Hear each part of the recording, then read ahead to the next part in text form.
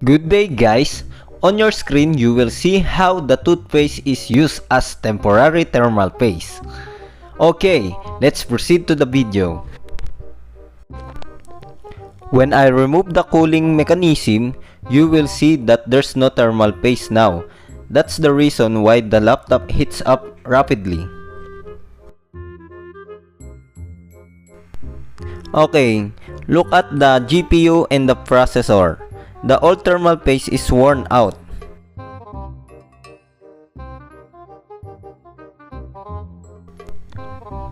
Okay, let's use the toothpaste as a temporary thermal paste now. Put a small amount gently on the top of the processor and on the top of the GPU. Make sure that there's no overlapping of the toothpaste to prevent short circuit. If you have overlapping, you can use the clean rag to clean the excess toothpaste to prevent the short circuit.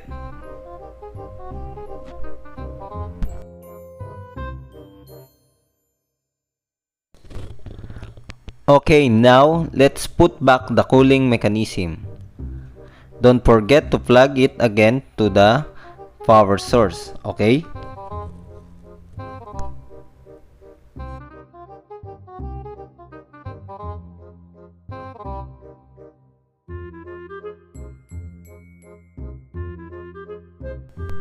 Make it sure that you will attach the cooling mechanism correctly.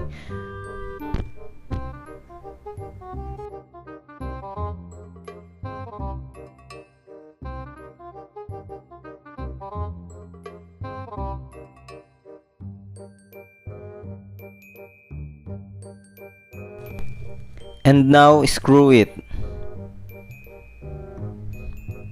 Screw it not very tight because it is easy to lose thread.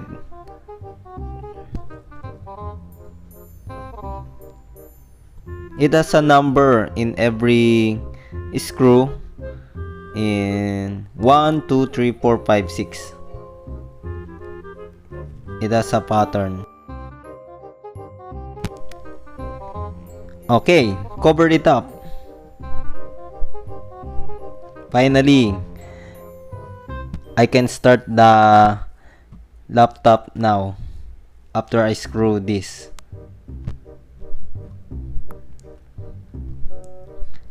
I hope the heat temperature will be low now and reduce. Okay, let's clean the area and flip the laptop and boom, connect the power supply. You will see the charger will turn on. I will push the power button. Okay guys, this laptop is more than 10 years now. The old OS of this laptop is Vista, Windows Vista, and I upgraded to Windows 7 in the year of 2014. I thought is 14 or 2015. Okay, you will see the booting up.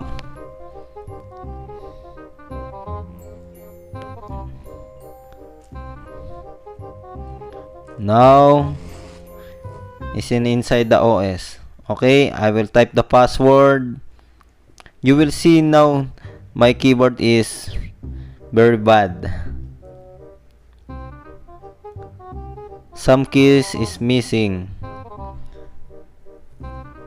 because it's hard to find that kind of keyboard, and the LCD has a broken pixel. It's called the dead pixel. It's hard to find the new one to replace this keyboard and LCD.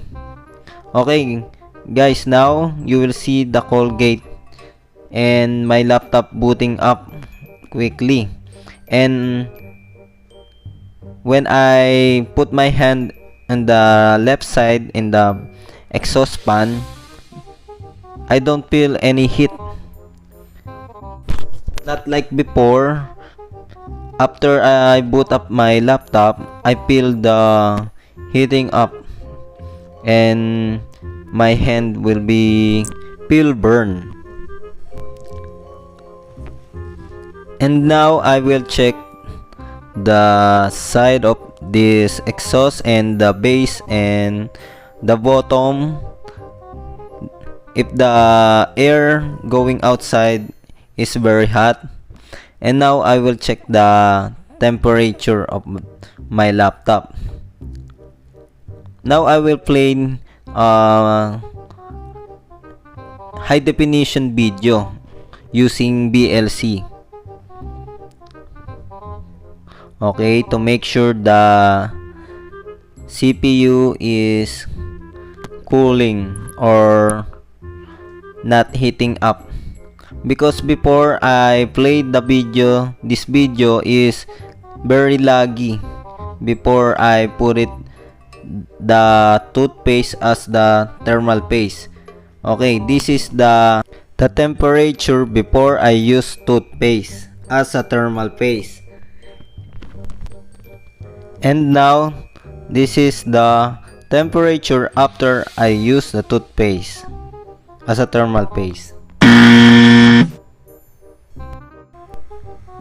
Okay guys, if you like this video, please click the like and subscribe button and the notification to all to keep updated to my video.